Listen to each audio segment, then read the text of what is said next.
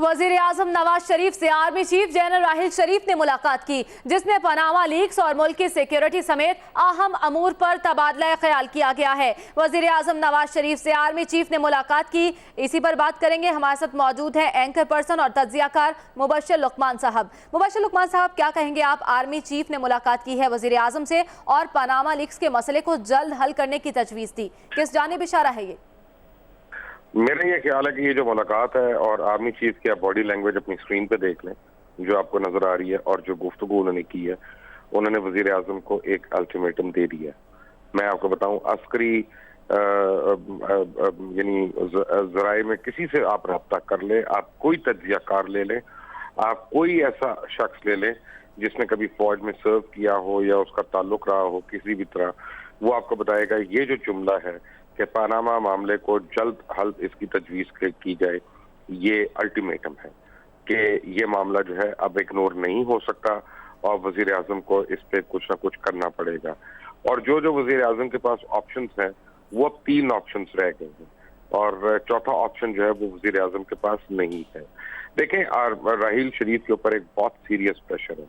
राहिल शरीफ के ऊपर जो प्रेशर है वो है पाकिस्तानी अफवाज का की बेपनाह कुर्बानियों का, और पिछले 4 साल में अफवाज पाकिस्तान ने बहुत ज्यादा जानों का नजराना पेश कर दिया है और उनके पास शहीदों की और जख्मियों की एक बहुत बड़ी तादाद है ज़रबे अज़ब में लड़ने की।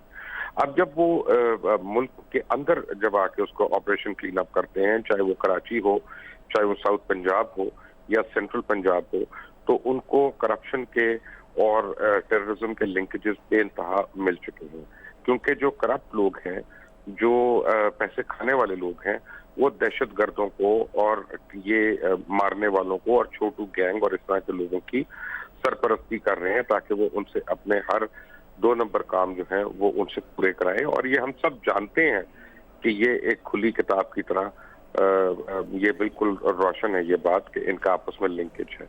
अब पनामा लीक्स में जब उनका नाम आता है या उनकी फैमिली का नाम आता है तो वो बहुत ही तशवीशनाक बात है कि एक तरफ वजीर आजम पाकिस्तान के असासे बेच रहे हैं, चाहे वो PIA हो, चाहे स्टील मिल हो, चाहे कोई और हो, और वो ये कह रहे हैं कि ये चल नहीं रहे।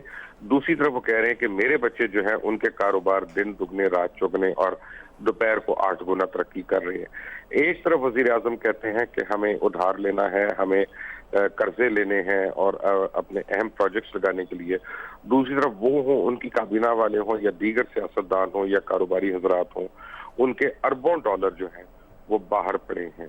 तो अब यानी उन लोगों को जो पाकिस्तान के लिए अपनी जानों का नजराना देते हैं, जो पाकिस्तान के लिए दिन और रात एक कर रहे हैं, उसके लिए लड़ाई कर रहे हैं, आपके महाज जो हैं वो एक तरफ अफगानिस्तान का महाज है, दूसरी तरफ हिंदुस्तान का है, तीसरी तरफ से इन्फिल्ट्रेशन करवा रहा है रॉ जो है वो आपके सूबे बलूचिस्तान वगैरह में।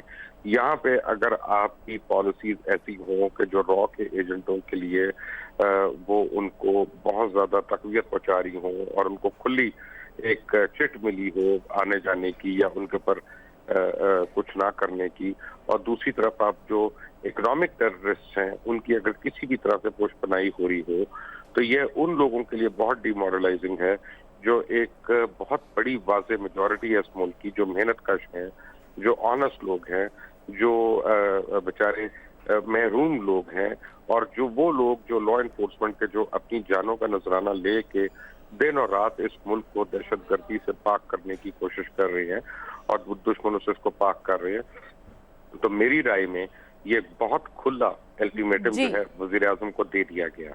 अच्छा मुबश्शिर लुकमान साहब, आर्मी चीफ ने तो मसला जल्द हल करने की तजवीज़ दी, दूसरी जानिब वफाकी वज़रा ने कहा है कि ICIJ के खिलाफ कानूनी कार्रवाई करेंगे। क्या लगता है आपको कि आर्मी चीफ की तजवीज़ पर बहुत जल्द अमल शुरू कर दिया गया है? नहीं जी, कोई कानूनी कार्रवाई नहीं होगी, ना ये कर सकते हैं, ना इनकी हैसियत है, ना इनके पास कोई चीज है जिसपे कानूनी कार्रवाई करेंगे। Fact of the matter is कि मैं अभी प्रेस कॉन्फ्रेंस देख रहा था 24 पे दानियाल अजीज की और जुबैर साहब की। अब यहाँ पे 2 सवाल मेरे जहन में बार बार आ रहे थे कि वो अपने ऊपर लगाए गए इल्जामों के जवाब देने की बजाय ऑपोजिशन रहनुमाओं के ऊपर इल्जाम लगा रहे थे कि उनके नाम आ रहे हैं, ये है। फिर इमरान खान के ऊपर लगा रहे हैं कि जी वो टैक्स चोर हैं, उन्होंने टैक्स रिटर्न फाइल नहीं की है। सवाल ये पैदा होता है ये इदारे किसके लिए काम कर रहे हैं? इनकम टैक्स वाला हो, FDR हो, स्टेट बैंक हो, ये सारे इदारे हुकूमत वक्त के नीचे काम कर रहे हैं, ये उसके टूल्स हैं। तो अगर ये कार्रवाई नहीं हुई तो इसका मतलब है कि हुकूमत वहां पे भी फेल हुई है, या हुकूमत जो है अपनी सियासत बढ़ाने के लिए उसने मुल्क में चोरी को उसने उसके ऊपर आंखें बंद की हुई हैं। और दूसरी तरफ वो कह रहे हैं कि जी हम ICIJ के ऊपर ये करेंगे, तो अब ये 1.5 महीने के बाद उनको ये क्या ख्याल आ रहा है कि आप करेंगे? आप कुछ भी नहीं कर सकते।